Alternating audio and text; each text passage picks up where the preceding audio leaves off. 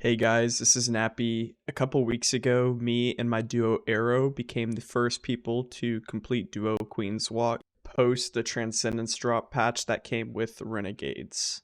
I wasn't originally going to make a duo guide on this because in my eyes at least, I don't see it as a particularly interesting duo because you have one person who's doing nothing and then the other person who's soloing Queenswalk in the most AIDS way possible. But over these past few days, I saw a couple people posting their clears on YouTube, and I saw a lot of questions asking about it, not only on those videos, but also in the most recent esoteric video over Solo Riven. And even though the solo isn't possible right now, I'm going to be making a video soon talking about the theory crafting that we've been doing lately. There's a lot of cool stuff involved with the theoretical solo, but in this video, I'm just sticking to the duo guide. So hopefully you guys can get your clears, and I'm going to start by showcasing the build. All right, so firstly, I got my clear done on Hunter. You can do this on any class, but I went with Hunter because of the Fortune's Favor exotic giving me an overshield. Survivability is pretty bad whenever you're running because whenever you're holding the heart, you can't use any of your abilities or shoot any gun. So having the overshield helped me a lot with just getting consistent runs in and eventually letting me get the clear.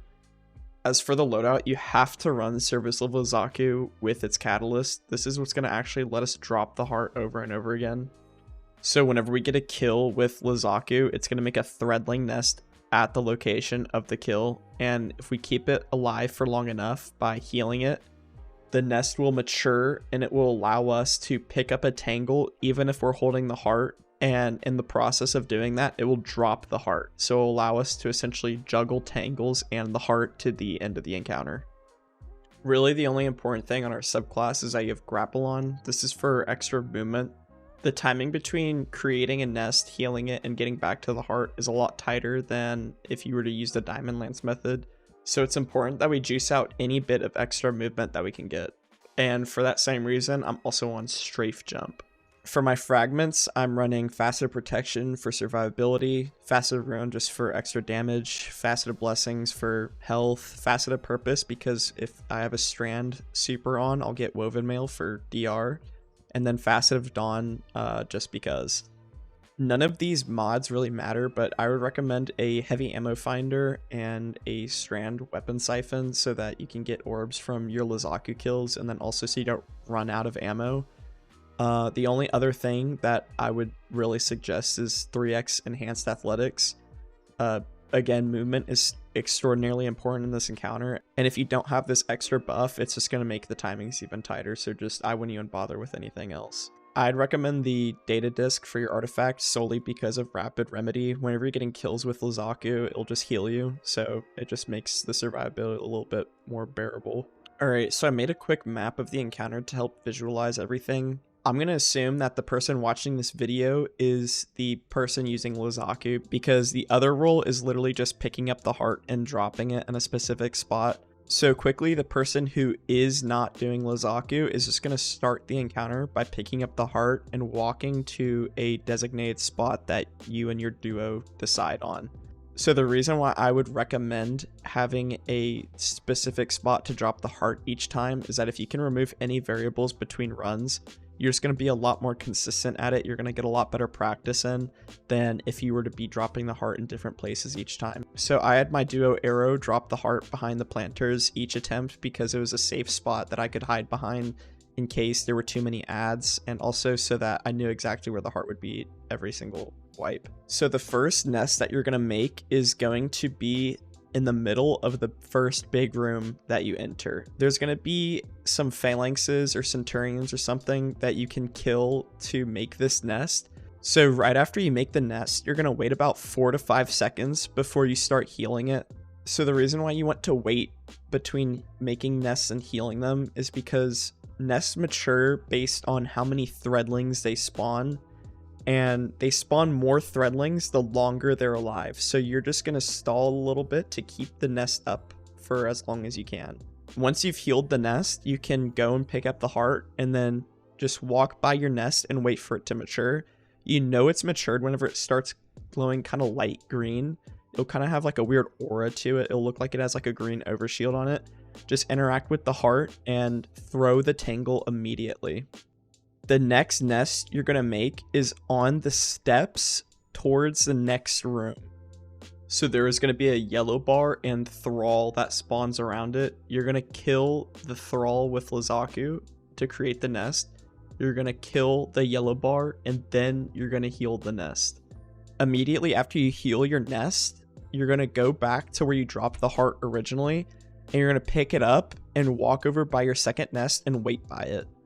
Whenever it matures, you're going to pick up the tangle and you're going to throw it into the next room. So the reason why we need to throw the tangle and grapple onto it is because Lazaku has a limited range that it can heal from. Make sure you're killing adds towards the left side of the room. You have to make sure that you're close enough to heal it and quickly go back to the heart where you dropped it on the stairs. But this next nest you make is going to be one of the harder ones in this run. There's 2 choke points, I would say, and this is the harder of the bunch. I think the easiest way to get this done is to pick up the tangle from the nest that you just made, throw it into the floor's lava room, and kill the thrall that are kind of on the ground that are close to the platform. And you're going to want to quickly heal it because you don't have a lot of time on this one, and grapple back to the heart and pick it up. If you're having a really tough time on this part, I saw Volky, I'm not going to butcher their name, but I'll put a link in the description to their clear, but they baited over a thrall after their third nest here. They baited a thrall over towards this door and made a nest there to make the distance between the 2 nests way shorter. I thought it was a really smart way to make this a little bit more bearable, but the only problem with that is you really have to keep adds up whenever you're making a nest here. So if you have adds, I recommend doing that, but if you killed all the adds, then you're going to have to rely on the tangle. After you make the first nest that's in the floor's lava room, you're going to want to drop the heart there and then kill the phalanxes in the middle. You don't want to make a nest off these phalanxes. You'd rather want to make a nest off these thrall because you're going to have a better setup for vault if you do that. So I wouldn't bother trying to make a nest here. Just kill the phalanxes and make a nest off the thrall. So whenever you're making your way into vault, you have to keep in mind that the timing is a lot tighter. So you actually have to pre-spawn adds in vault here. And what I mean by that is there's a trigger in this door. And whenever you walk through the door, it'll spawn the adds in vault. And you have to make sure they're spawned in vault before you pick up this next nest here. So the way we're going to do that is we're going to pick up the tangle off the thrall that we killed in the floor's lava part. And we are going to kill the rightmost phalanx to make a nest as close to vault as possible. And whenever we kill it, we need to wait a couple seconds to heal the nest, and you're just going to heal it to max HP and then quickly go back and pick up the heart on the floor's lava part. Right whenever you pick it up, you have to book it to vault, and you're going to walk inside of vault with the heart while the nest outside of vault is maturing.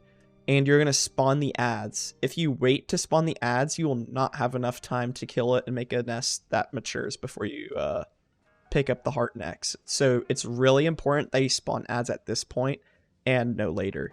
But once you see or hear the adds spawning, you'll go back to the heart that you made at the end of the floor's lava section, and you're going to drop the heart there with the tangle. Once you make the nest and wait a second to heal it, you can grapple back to the heart and pick it up. And if you made it this far, then the rest is pretty free. So whenever you get to vault, it can go one of 2 ways depending on whether trees or rocks is open. But whichever way is open, you're going to make a nest in that room. So if trees open, you're going to make a nest in trees. And then the next nest you make is going to be in the tunnel between trees and rock. If you make a nest in the tunnel between tree and rock, you technically don't have to make any more nests, and you can rely on the other person to extend the timer. But you can really only do that if you avoid the phalanxes that are between the last rooms.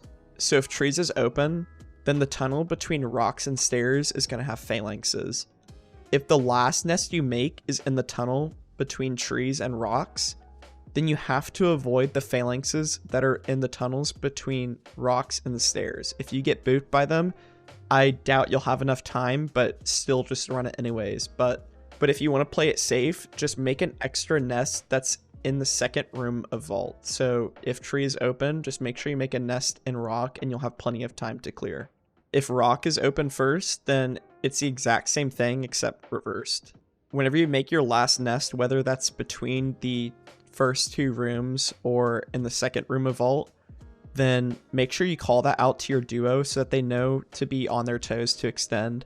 You should edge the extension if your last nest was in the tunnels, but if your last nest was in the second room, then you can just kind of play it safe. Anyways, that's pretty much it. Hopefully this guide helps you get your clear in. Most of this encounter is just getting a feel for it, so repetition is definitely key here.